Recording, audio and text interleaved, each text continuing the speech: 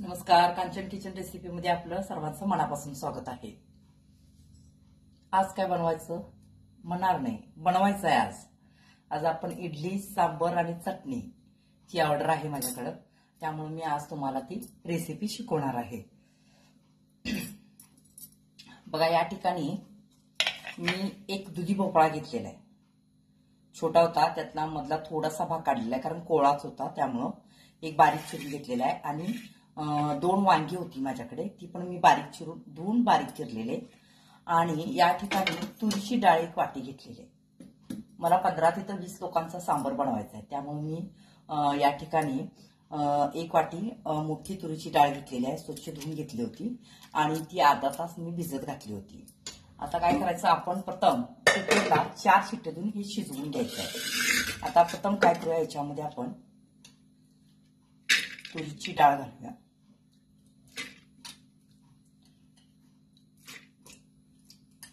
हे पाणी वापरलं तर चालेल, कारण मी स्वच्छ धुवूनच भिजत घातली होती, त्यामुळे पाणी घातलं तरी चालेल।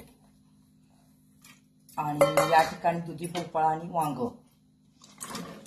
आता या ठिकाणी तुमच्या आवडीच्या तुम्ही भाज्या वापरू शकता, म्हणजे बटाटा साल काढून बारीक चिरून टाकला तर चालतो, किंवा म्हणजे आता दुधी भोपळा मी वापरलेलाच आहे। या ठिकाणी लाल भोपळा असेल तर ते सुद्धा वापरलं तर चालतं, गाजर घातलं तरी चालतं, तुम्हाला जे आवडती भाजी ते तुम्ही घालून करू शकता। फक्त शिमला मिरची, कोबी, फ्लावर हे मात्र त्याच्यामध्ये ऍड होत नाहीये।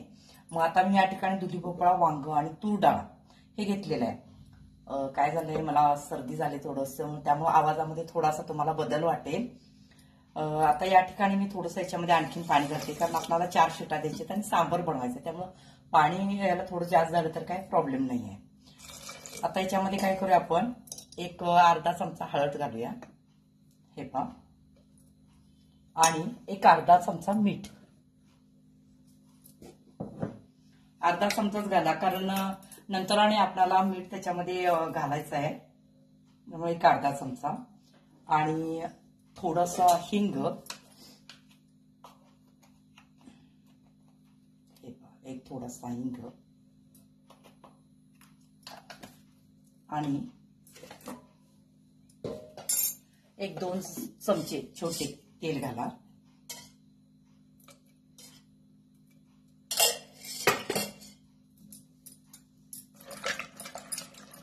आणि हे आता काय करायचं आहे, आपल्याला 4 शिट्ट्या द्यायच्या त्याला। पाणी आपण नंतर सांबरच्या हिशोबानं, म्हणजे कसं पाहिजे, म्हणजे पातळ पाहिजे, घट्ट पाहिजे, त्या हिशोबानं आपण पाण्याच्या नंतर वाढवू शकतो। आता आपण काय करूया, कुकरला 4 शिट्ट्या देऊया।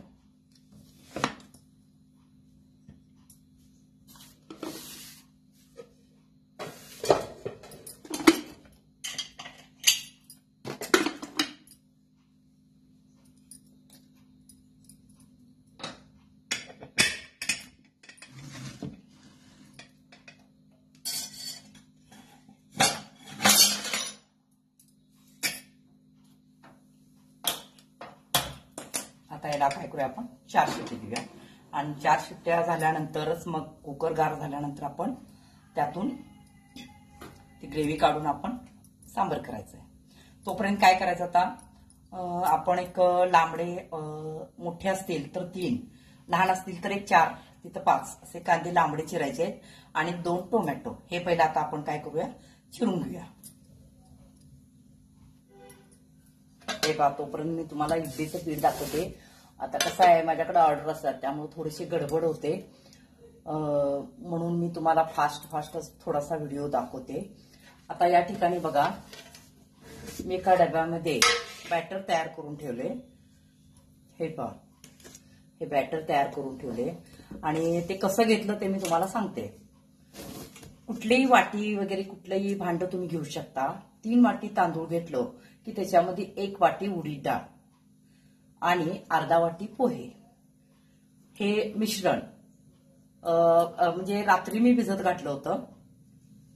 3 वाटी तांदूळ, 1 वाटी उडीद डाळ, अर्धी वाटी पोहे, हे मी रात्री भिजत घातलं होतं। सकाळी उठल्यानंतर मी काय केलं, पोहे हे मी सकाळी भिजवलेत, रात्री नाही, रात्री फक्त तांदूळ आणि उडीद डाळ वेगवेगळं घातलं होतं।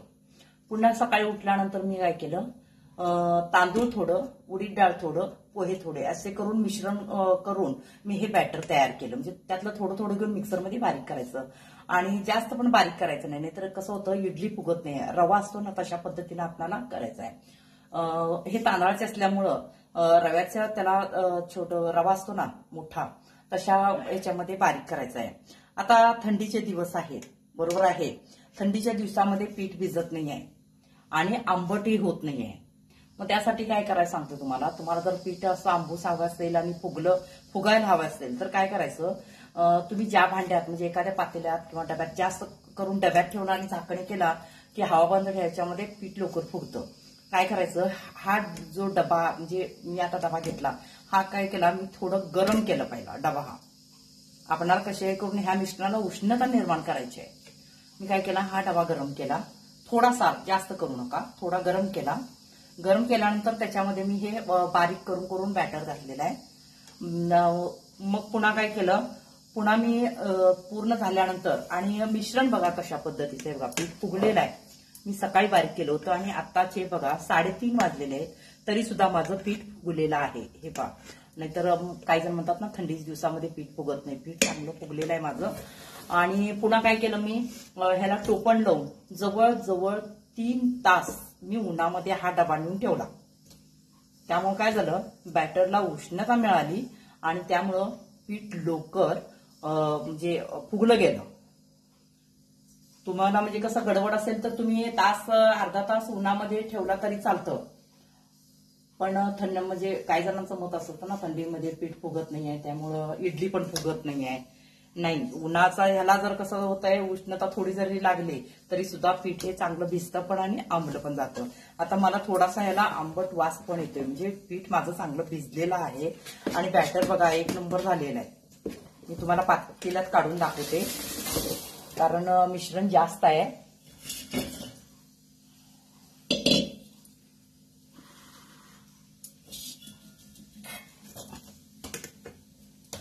पीठ चांगलं हलवायचं.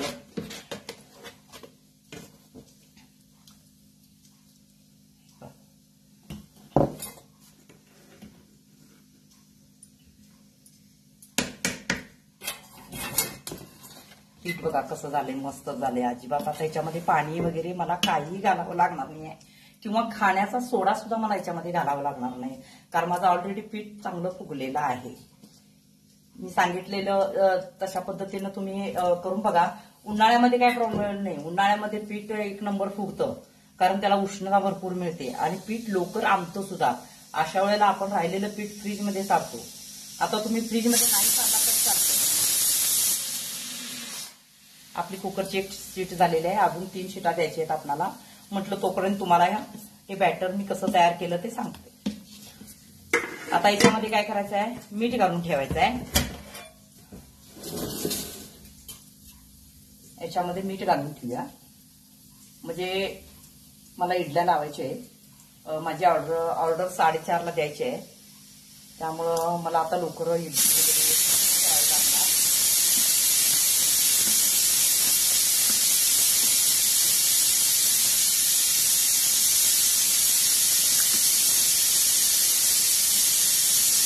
आणखी एक तुम्हाला सांगायचं होतं,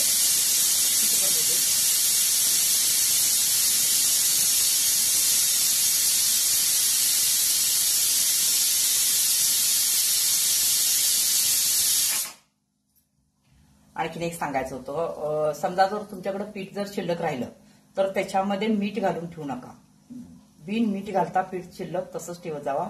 पुन्हा दुसऱ्या दिवशी करताना वगैरे मीठ घालत जावा कारण मीठ घातल्यानंतर त्या पीठ थोडं खराब होण्याची शक्यता असते. त्यामुळं मीठ घातलेलं पीठ ठेवू नका.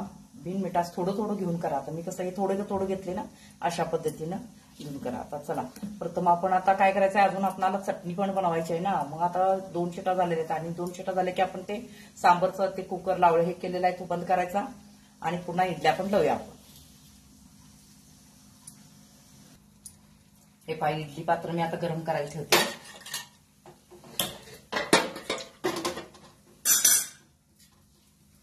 आता याच्यामध्ये काय करायचं आहे, बॅटर घालून घालून ठेवायचं. मीठ वगैरे आता चेक करू शकता तुम्ही.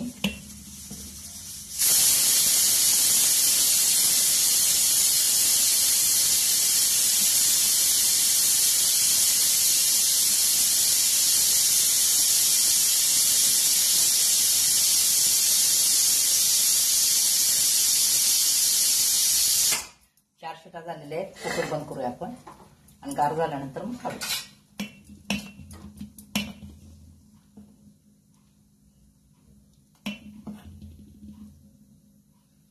बघा याच्यामध्ये मला पाणी वगैरे काही घालावं लागलेलं नाही आहे.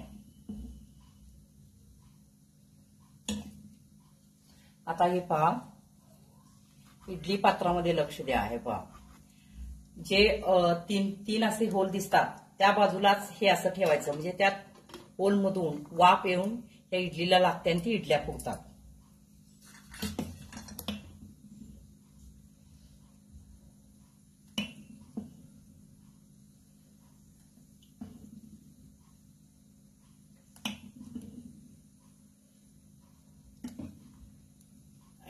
अशा पद्धतीनं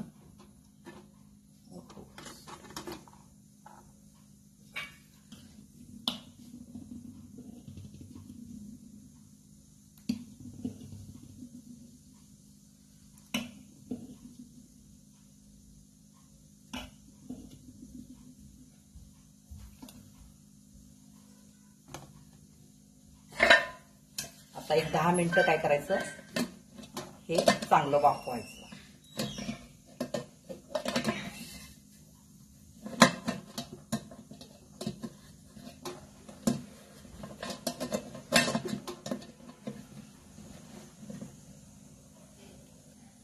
हे पहा, इडलीला मी झाकण लावलेलं आहे. आता बरोबर काय करायचं, हे 10 मिनिटांना बघायचं आपण. तोपर्यंत चटणीची तयारी करून घ्या. एक पहिला जे आपण लावलेलं आहे ते 10 मिनिटं झालेले आहेत. मी बंद करते. मी आणखीन या ठिकाणी एक दुसरं लावलेलं आहे भांड आणि बघूया हे जे पण शिटा हे झाल्या का, झालेले आहेत. आता हे आपण उघडून बघूया. हे मस्त शिजलेलं आहे. चहा ठेवलेला आहे, कारण आता 4 वाजले. चहासाठी सगळे आमच्यात आलेले आहेत. आता काय करायचं नाही बघा, हे असं रवी असते लाकडी ती घ्या किंवा पळीने असं त्याला कसं असं मॅश करा. म्हणजे ह्यातलं जे भोपळा आपण दुधी भोपळा घातला आणि वांग हे कसं करायचं, असं बारीक करायचं करत.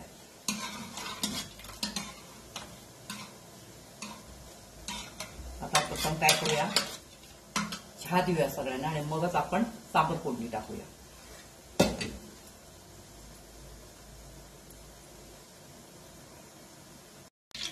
हे पहा, आता सांबर बनवण्यासाठी मी पातेलं ठेवलेलं आहे. त्याच्यामध्ये 2 ते 2.5 पळी तेल घातलेलं आहे.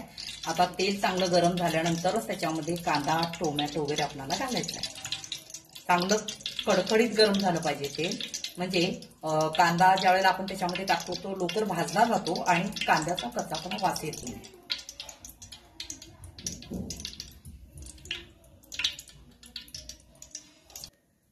हे पहा, तेल चांगलं गरम झालेलं आहे. आता याच्यामध्ये मी उभा असा कापलेला कांदा घेतलाय. शेवटी कसं आहे, तुम्हाला जशी गोल कापला तरी चालतं, काय प्रॉब्लेम नाही आहे. आता हा कांदा चांगला भाजायचा आहे आपल्याला. आणखीन एक सांगायचं, कांदा आपल्याला लालसर करायचा नाही आहे, फक्त त्याचा जो कच्चापणा आहे तो फक्त घालवायचा आहे. पूर्ण लालसर करायचं नाही आहे का.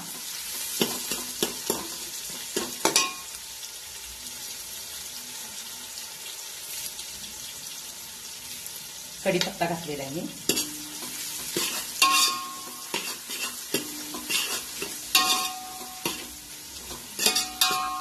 आता हा चांगला भाजायचा.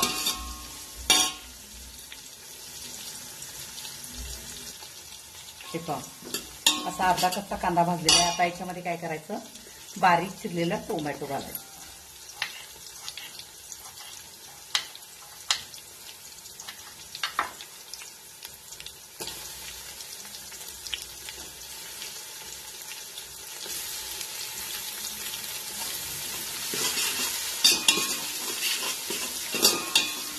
आता हे चांगलं भाजायचं आणि 1-2 मिनिटांना काय करायचं, त्याच्यामध्ये थोडंसं मीठ घालायचं, एक अर्धा चमचा, म्हणजे टोमॅटो लवकर शिजला जातो त्याच्यामध्ये.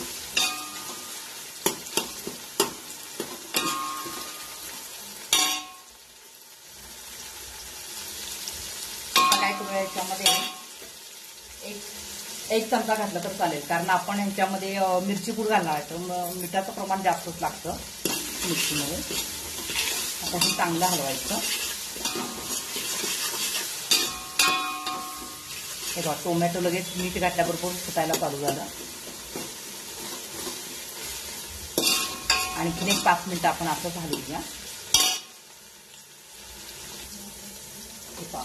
इकडे कांदा भाजतोय तोपर्यंत मी तुम्हाला इडली दाखवते. हे पहा कशी फुगले. काढणार आहे अजून.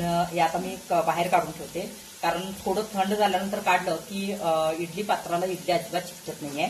त्यामुळं थोडंसं थंड झालं. आता मी हे सगळे पात्र बाजूला काढून ठेवणार आणि मग तुम्हाला इडली काढून दाखवते.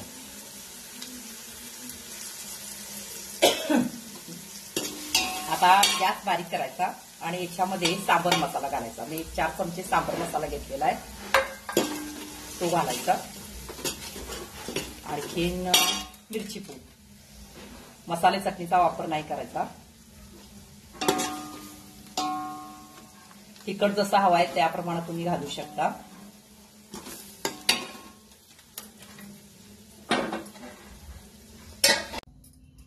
हे पहा, मला थोडा वेळ झाला कारण ऑर्डर न्यायला आले, त्यामुळे मी पहिला त्यांची ऑर्डर पूर्ण केली आणि चटणी दाखवायची होती तुम्हाला, त्यामुळे चटणी पण राहिली. मी उद्याचा व्हिडिओ तुमचा इडलीची चटणीचं टाकते. आता या ठिकाणी बघा, मी म्हणजे इडलीची माझी गेलेली आहे ऑर्डर, आणि त्यांनी नाश्ता केला पण इडली सांबर चटणी त्यांना फार आवडलं. त्यांनी रिप्लाय पण दिला 1 नंबर झाले म्हणून. मी खोटं बोलणार नाही, कारण माझा व्हिडिओ ते बघतातच रोज, त्यामुळे मी खोटं बोलणार नाहीये. म्हणजे त्यांनी तसा रिप्लाय दिला की 1 नंबर झालं होतं, इडली पण आणि सांबर पण. सांबर तर फार टेस्टी झालं होतं असं त्यांचं मत होतं, म्हणजे आंबट नाही काय नाही वगैरे. मी तुम्हाला दाखवणार होते पण ते न्यायला आले, त्यामुळे मी व्हिडिओ थांबवला तिथंच. चटणी वगैरे केली आणि दिली, त्यामुळे चटणी तुम्हाला दाखवते. तुम्हाला जर माझी रेसिपी आवडली असेल तर लाईक करा, सबस्क्राईब करा, शेअर करा. धन्यवाद.